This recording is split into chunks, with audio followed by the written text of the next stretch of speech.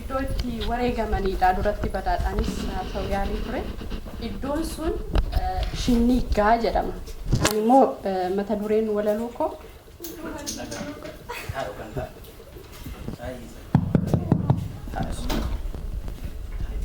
Shinnigaan waadaadha.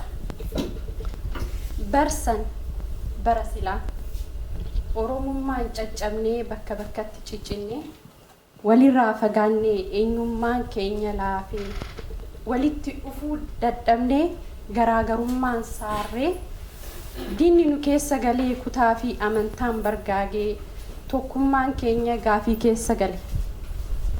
Bara loqonnoo walii galuun akkanatti ulfaate gadaan keenya laafee namuu wal baqate amantaan surrii nu hidhee eenyummaarraa caalchifanne. Bara amantaan of waamnu sabummaan quncaate bara wal ta'uun hafnaan ormummaa filanne.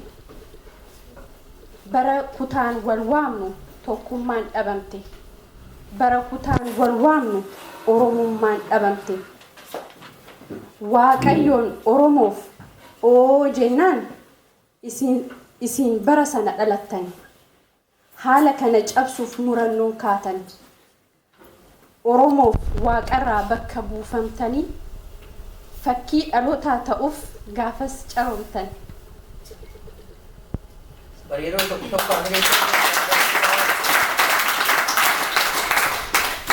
Qormaata jabduutu lafa hamtuu keessatti isin eeggata. Waan lubbuudhaati ammoo waan sabaaf irbuudha. Kan eegaree Oromoof Oromiyaayyuu gaafii keessa galchuudha. Utuu silaa gaafas akka inni fedhetti deebii laattan tahe utuu silaa gaafas eeyyeen amantaan koo kana kan isaan immoo kan biraati jettanii wal qooddanittu tahe walakkaa lubbuudhaan haftanii godaannisa seenaa bara baraan jidduu uumtuyyu. Isin garuu qaroo beelii beeleliitiidha. Beektoota ilmaan hayyuu tokkummaa sabaatti filattan amantii isaaniirras oromummaa caalchifatan.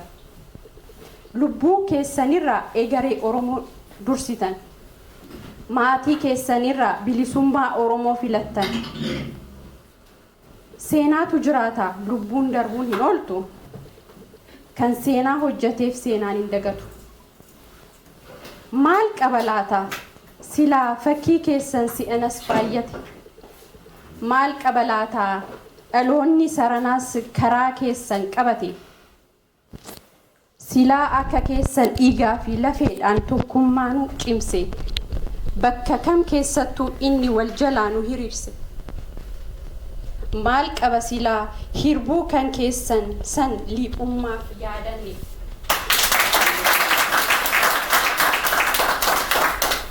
Egaa yaa dhaloota dhugaan soban dhaalu.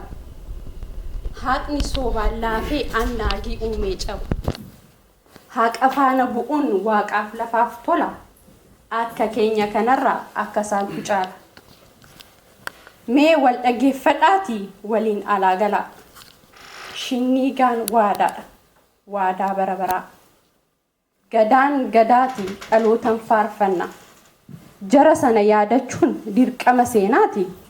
Wal faana bobbahuun hirbuu kaleessaati.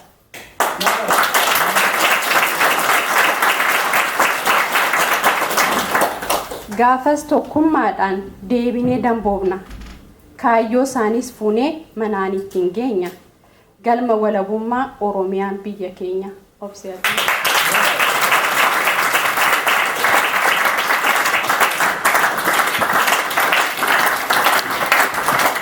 Ada itu kami kenal kami kalah di bar, wai absurd bar, wai gota ta sanu.